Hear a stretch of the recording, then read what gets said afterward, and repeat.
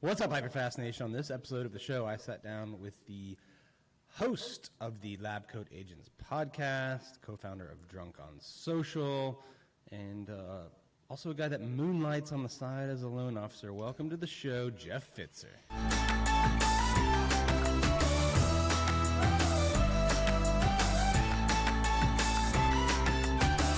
Thanks for having me, buddy. It's good to be in studio. Yeah, super excited to have you on. We just got done with this amazing training that you did for people on our team and other agents in the DC, Northern Virginia, Maryland area. And you taught for like 3 hours on social media, believe it or not. Yeah. You know, it's crazy. It used to be, you go to events and you're a big event guy. Speaking slots are 45, 60-minute stops. And this last year, towards the end of 2022, I had a brokerage ask me to come out and do a keynote workshop. And they said, can you do it for 3 hours? And I'm like, wow, that's long. But I'm like, sure, I'll build something.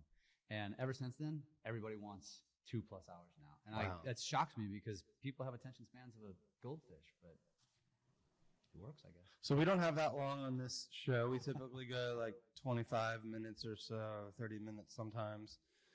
If you had to kind of condense what you taught in 3 hours to like 3 main points of what someone in real estate should do on social media, right? What 3 things should they do that they probably are not doing? Well, actually, so I start with psychology behind it and helping real estate agents understand that we're the worst spamming industry on the planet.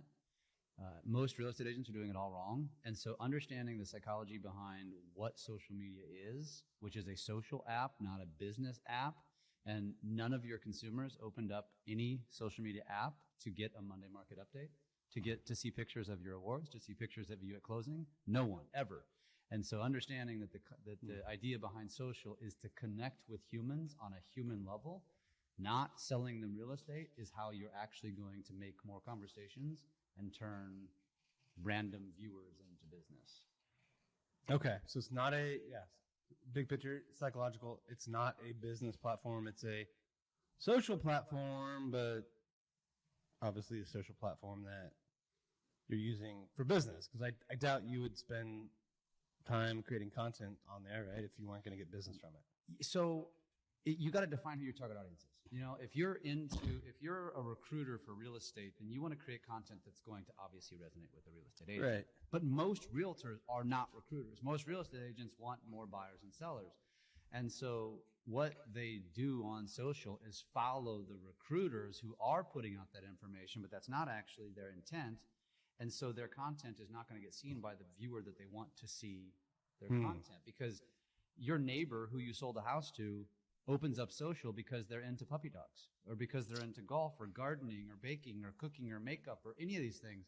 And so you're not even going to show up if you don't give them what they want. Well, and you mentioned recruiters, but I guess you could probably also put real estate coaches or loan officers, right? These are all people that, and there's a lot of good ones out there with content that they're putting out content that they want real estate agents to see. Yeah.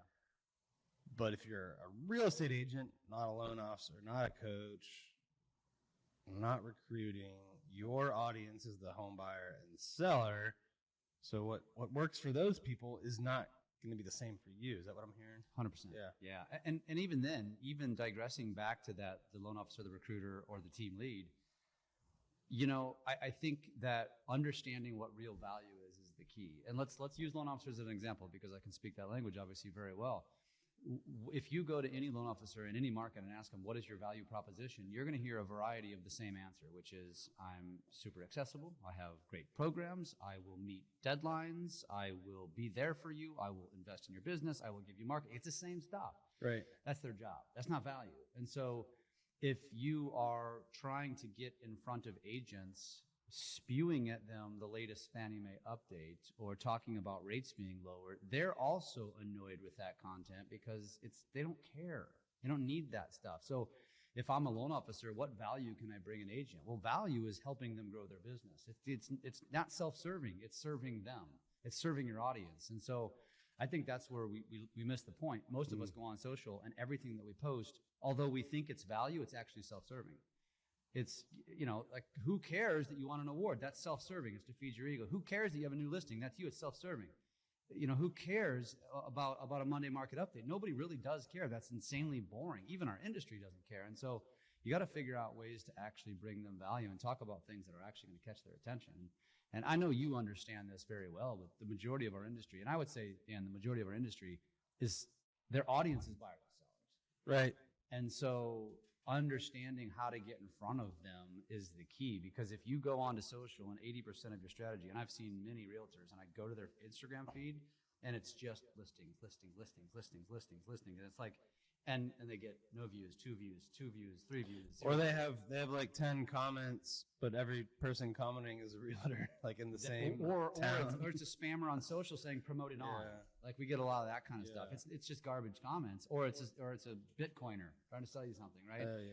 Oh trading platform. Yeah, exactly. And I think the understanding that, again, get inside the consumer's head, and I think a lot of us, we're creating more work for ourselves because we're trying to figure out, well, what do I create then? And that's where I teach people. I'm like, listen, lean into who you are as a human. What do you do every single day, every single week?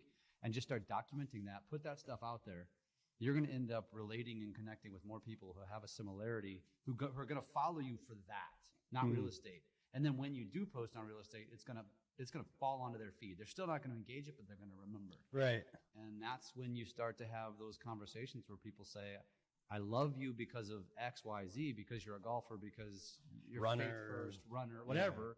Yeah. But I also know you're a realtor, and I want to use you because I just feel connected to you. Yeah, I think that's a pretty good way to think about it. Is like, what can I do that's interesting, shows insight to me, but then every now and then remind them that I'm an agent. I think another problem I see with real estate agents is they don't post enough. Oh, definitely. Yeah, definitely. I mean, I'm glad you said that. So that would be one of the 3 for sure. Yeah, understanding the consistency is the key. You've probably heard this before, but roughly 10% of your audience is seeing each of your posts, and so most of us, we get consumed with that one post. I think that's high. It's probably very high, but let's just use 10%. Sure. And so you spend hours, days, weeks perfecting the perfect video, the perfect caption, the perfect hashtags, the perfect image, and then only 10% of your audience is going to see it anyway, probably 2 to 3%. And when all the while you should have just been worried about getting content out every single day, posting every single day. Because if you make 5, maybe of that 10% each time it sees it, maybe 9% total is different. Yeah. So now, even if it's the same kind of content, it's not like a bunch of people saw it twice. Right. You connected to half your audience instead of 10% because you did it 5 times. Exactly. Yeah. It's trying to build a cadence to where you can post every single day. I mean, I tell my audiences that my cornerstone platform, and I suggest a cornerstone platform, is Instagram. And the reason is because you're killing 2 birds with 1 stone. You can connect to Facebook. And I know everybody will say, well, I'm on Facebook already, so why can't I just connect to Instagram? And you can, but the reason why I suggest Instagram is because Instagram is far more innovative. It's got more technology. It's got more tools. It's a TikTok copycat. And so if you use Instagram as your platform, it's going to make you and force you to be a better creator. So now your content's going to improve. And then you're killing 2 birds with 1 stone because it's posting to Facebook because you just toggle that little button. Right. And now you're basically doubling your reach. And so I tell everyone, I'm like, focus on your reels and focus on your stories. That's where you should be spending all your time. And so get yourself into a cadence to where creating 1 reel a week is easy, because once that happens, then you can be able to go to 2, and before you know it, you'll be at 3 to 4. And now you're tapping into their feed consistently, but then you can share that feed or that reel to your story. And I tell everyone to post your story every single day, because where does stories show up on social? At the top. Right. So even if you don't go into your stories, even if the consumer doesn't go into their stories, if you have a story post every day, you're increasing the odds that your bubble and your name is showing up at the top when they open up the ad. It's like a billboard. You just drive by. It's the same thing. So when someone's open social, I'm not going to the stories, but I see Jeff Pfitzer, and then I start scrolling again. I open it up the next day. There's Jeff Pfitzer's bubble again. It's just subliminal. It's no different than a billboard, and we've been using and paying for billboards for how many years? And this is free. Yeah, that's wild to think about. So psychology of it, right? Why we do it, what we post is one thing. Consistency. Yep. What would be number 3 thing that you think realtors should do that they're not doing? They should use what's working. So as we get into the platforms now, understand what the platform's pushing. And so right now, some of the techniques that are working really, really well are, for example, in Instagram, it's called remix. You know, if you have a video, if you go to your feed, copycat of TikTok's duet. It's just exactly, 100%. Yep. And so it's a very simple. If you go into your feed, there's a picture, there's a video. You click the little 3 buttons on the right. It opens up a menu. You hit remix. It'll put a side-by-side camera. You'll be sitting there side by side with that video, and all you do is just sit there and react to it. You don't say anything. You don't do anything. You just sit there. And we have seen more average creators have videos explode. And it's just creating more eyeballs, and it's bringing more followers into you. It's an easy way to create content. And so that's one of them. Green screen is one of our favorites right now. It's an effect. It's very simple. You don't need to have a green screen. It automatically does it. You snip a picture of like a news article. You choose a green screen. The news article will be right behind you, and then you just stand there and point and talk about it. It's so easy to create content, and you can niche it down to be real estate news. It can be local news, and it's just a way. And local news is the best because now the algorithm is going to put 2 and 2 together because it knows who's in your community, and it's going to increase the odds now of showing that content to the people that could be your consumer. Just talk about what's going on in the news. Yeah, I've seen a lot of good green screen news things, and you can kind of put controversial headlines and just talk about both sides without picking one. Like I've seen Tristan do that a lot. Oh yeah. Which has got to be an intentional it's strategy. Working like crazy for him. Yeah, exactly. And it's so easy to that's the thing. Is like it takes like 5 minutes to make one. If that. Yeah. I mean, it's like when you create a video nowadays, it's like there's a process to it. It's setting up the camera, and then when you download the video, you probably got to do some editing to it. And then you need to add some captions to it, all this stuff. And these videos are so easy, and they're working right now. That's right now. 6 months from now, it might change. Right. But you got to lean into what's working right now. And like, or I'll give you another example. Everybody knows what an effect is, right? You could choose an effect and I'll have like these big googly eyes, or I can be an avatar. It's super hokey. But here's the challenge that I make to people. I'm like, if you're doing talking head content now, shoot a talking head video 1 week. The next week, along the same lines, not the same video, just do something along the same lines, but make yourself a goofy avatar. Give yourself a filter, a goofy filter, and just watch and see which one performs the best. It's going to be the same type of content, but you watch. And I know a lot of professionals are thinking to themselves, that's not professional.